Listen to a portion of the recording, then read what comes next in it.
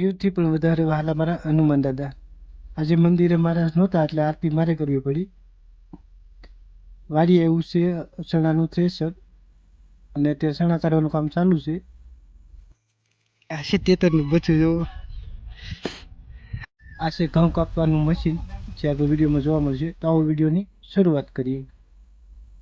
તો જય શ્રી રામ, જય હનુમાન દાદા બધાને. અત્યારે બપોરના 1 વાગ્યો છે અને અમે વાડી આવ્યા છીએ ચણા કાઢવા માટે. જો કે વાડી આવે છે ટ્રેક્ટર ચણા કાઢવા માટે. જો કે ફાઇનલી અત્યારે આવી જ ગયું છે ટ્રેક્ટર. સામેથી આવે છે એ ચણા કાઢવાનું મશીન છે. આગળ વિડીયોમાં તમે બન્યા રહેજો કઈ રીતે ચણા કાઢવાના આવે અને કેટલા ચણા થતા અને કઈ રીતના મહેનત હતી બધું વિડીયોમાં બતાવીશ તમને. તો અત્યારે ફાઇનલી મેં લુગડા પાથરીને કમ્પ્લીટ કરી દીધું છે અને ચાલુ કરવાની બસ 2 મિનિટની વાર હતી. પછી મેં થોડોક વિડીયો શૂટ કર્યો હતો. તો ત્યારે બસ મશીન ચાલુ થાય છે હવે થોડીક વાર અંદર અને મશીન અમારું ચાલુ થઈ ગયું છે. અને આગળ વિડીયોમાં રહેજો કઈ રીતના મેં ચણા કાઢીએ કઈ રીતના હું હોય બધું વિડીયોમાં તમને હું બતાવીશ. અત્યારે મશીન ચાલુ છે અને અહીંયાથી સામે તમે જોવો છો ત્યાંથી ચણા નીકળે તો સામે બધું ઢગલો થાય. પછી મશીન ચાલુ થઈ ગયું તો પછી હું તો મશીન ઉપર ચડી ગયો હતો. નીચે ત્યાં જે મારા ઘરના જ હતા બધા ઘરના પરિવારના લોકો હતા. બધા અંબાવે પાથરા બનાવીને એને અંદર નાખવાનું અંદર જાય અને અંદર જાય પછી ઓલી બાજુ આ બાજુ તમને જે વિડીયોમાં દેખાય છે ને ત્યાં બધા ચણા નીકળે. અને આ છે અમારી વાડી ભાઈ. વાડી જોયા પછી છે ને આવી રીતના ડૂસો ભરાઈ જાય એટલે ઢાંકણું વળી ખોલી નાખો તો ડૂસોનાથી પાછું બધું નીકળી પણ જાય. અને ચણા કાઢવામાં જો કે આમ તો કલાક વાઈ ગઈ હતી મારે, તડકો પાછો વધારે હતો. તો ત્યાં ચણા કાઢવાનું કામ ચાલુ છે અને તમને વિડીયોમાં બતાવું છું કે આટલા ચણા થયા હતા જે અડધા કાઢ્યા ને ત્યારે. ટોટલ આમ તો લગભગ 20-25 મણ ચણા થઈ ગયા હતા એટલે વાંધો બહુ નહોતો આવ્યો. તો વિડીયો બનાવવાનું ચાલુ જ હતું ઉપર બેઠા બેઠા. ઉપરથી આપણે ચણા નાખીએ ને મશીનમાં પછી નીચેથી જો આવી રીતના ચણા નીકળે. મેં સ્લો મોશનમાં થોડુંક આ વિડીયો ઉતાર્યો હતો. આવી રીતના ચણા નીકળે એટલે છે ને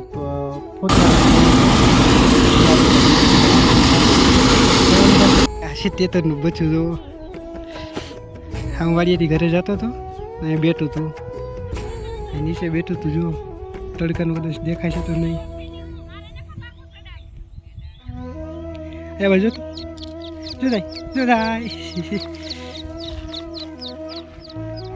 અત્યારે વછડાનું જે ટ્રેક્ટર આવ્યું હતું એ પણ ઘરે જાય છે અને હું જાઉં છું મંદિરે. મંદિરે પહોંચ્યા પછી બીજા દિવસે સવારે હનુમાન દાદાને મેં ફૂલ ચડાવ્યા.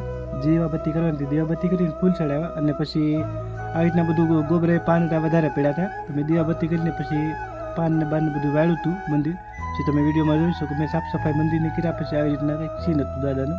જો કે આમ તો હું સવારે જાઉં એટલે ક્યારેક વાળું ક્યારેક સાંજે વાળું. મારે જ ના હોય તો પછી હું પોતે વાળી નાખું છું. આપણને કંઈ એવું મંદિરની સાફ સફાઈ કર્યા પછી મેં દાદાને પગે લાગ્યો અને પ્રાર્થના કરીને ઘડી બેઠો હતો. કે દરરોજ હું મંદિર આમ તો સવારે જાઉં સાંજે જાઉં છું. પછી ઘરે આવી ગયો હતો. ઘરે આવીને મેં બનાવી હતી અમેરિકાને મકાઈ જે આવે ને તો સેવડો બનાવ્યો હતો. એ સેવડો ખાધો હતો. જો કે એનો વિડીયો મેં નહોતો બનાવ્યો તમને કંઈક બતાવી દીધું. તો ફાઇનલી દિવસ આપણો ત્રીજો અને એ આપણા ખેતરમાં જે આવ્યું છે ઘઉં વાઢવા માટે ટ્રેક્ટર. ટ્રેક્ટર તો નથી આમ ટ્રેક્ટરમાં મશીન ફિટ કરેલું છે તો તમે વિડીયોમાં જોઈ શકો. એટલા ઘઉં છે આ 4 વીઘાના ઘઉં છે. હવે જોઈએ કેટલી વારમાં વાઢે છે. તમને અત્યારે વિડીયોમાં બતાવું છું. જો કે ટ્રેક્ટરનો અવાજ પણ આવશે ને આમાં મારો અવાજ પણ આવે તો આવી રીતના મશીન આવે છે જે ઘઉં વાઢે છે. ઓછી મહેનતે હોય વિડીયોમાં તમે જોઈ લેજો.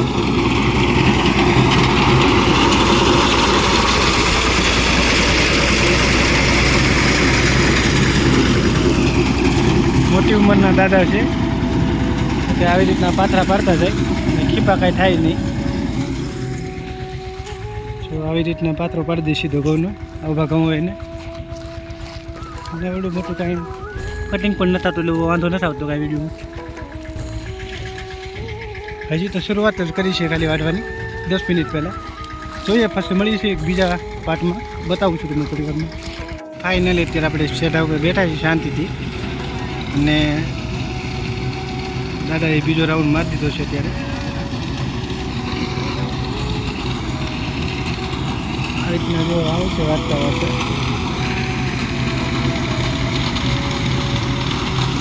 આટલું છે ને પહેલાં એને વાઢી લીધું હતું.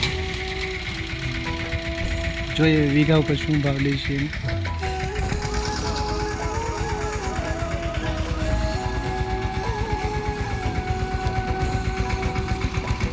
અત્યારે ઘઉં વાટતા વાટતા સ્થાનો ટાઈમ થઈ ગયો છે 3 વાગી ગયા છે એટલે એટલે ચા પીવા માટે જે દાદા ટ્રેક્ટર લઈને આવ્યા હતા, આમ તો દાદાની ઉંમરના જ હતા, જો કે આમ મોટી ઉંમરના હતા, એટલે દાદા કહેતા.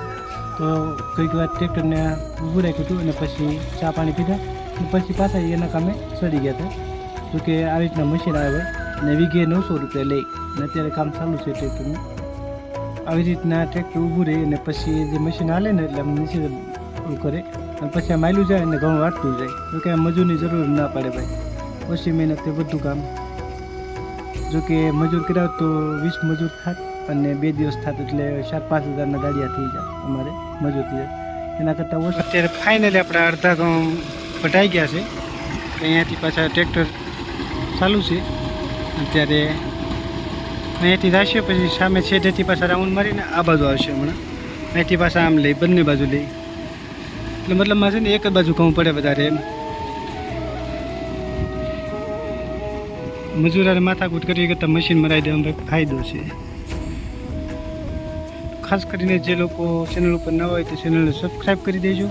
આપણે આવાના બ્લોગ આવતા રહીશે આપણી ચેનલ ઉપર, જોકે ઓછા આવશે પણ આવશે ખરા. અત્યારે ફાઇનલી બીજો રાઉન્ડ આવી ગયો છે પાછો દાદામાંથી. મોટી ઉંમરના છે અંકલ અને હાકે છે બહુ સારું સ્પીડમાં અને મસ્ત રીતે ઘઉં વાળે છે ભાઈ, કાંઈ ક્યાં ઘટે નહીં એવી રીતના. એ અંકલ હતા અહીંયા ઘઉંનું કામ કરતા હતા ને મારે પછી થોડુંક કામ હતું એટલે પછી હું તો ઘરે અહીંયાથી નીકળી ગયો હતો. આવા વિડીયોમાં આપણે આગળ મળીએ. ઓકે તો ભાઈ ફાઇનલી અત્યારે આપણે ખેતરનું કામ પૂરું થઈ ગયું છે. હું જાઉં છું રેસ્ટિંગ લેવા માટે. મારા બાજુના ગામમાં મળે છે, ત્યાં જવું પડે માટે કાશે હાઈવે પર શું ત્યારે ત્યાં તડકાના લીધે 4:30 વાગ્યા ગયા. વાહનની ટ્રાફિક ઓછી હોય ત્યારે મારે એ રેસ્ટિંગ લઈને પછી મળ્યું છું.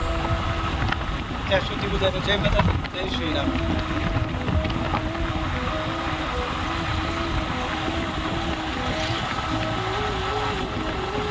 પાછળથી કોઈ પીછો કરે છે, તમે જુઓ થોડીક વારમાં.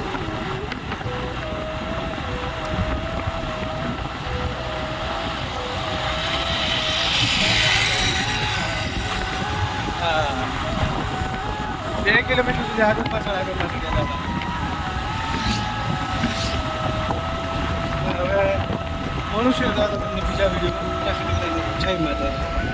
ફાઇનલી ભાઈ આપણે ઘઉં બધા વઢાઈ ગયા છે. 4.5 વીઘા જેવું ખેતર છે આપણું આ ઘઉંનું. જે ઘઉં બધા અત્યારે ટ્રેક્ટરવાળા બધા પાયા છે એ બધા મશીનથી વઢાઈ ગયા છે અને આપણું કામ અહીંયા પૂરું થયું છે. જોકે 10 મજૂર હોત તો પણ એક દિવસમાં ઘઉં કપાઈ ના રહે. એની જગ્યાએ 1.5 થી 2 કલાકની અંદર આ ઘઉંનું કામ આપણું થઈ ગયું છે. ઓછી મહેનતે જાજુ કામ. બ્લોગમાં કાંઈ પણ પસંદ આવી તો સબસ્ક્રાઈબ ચોક્કસથી કરી દેજો.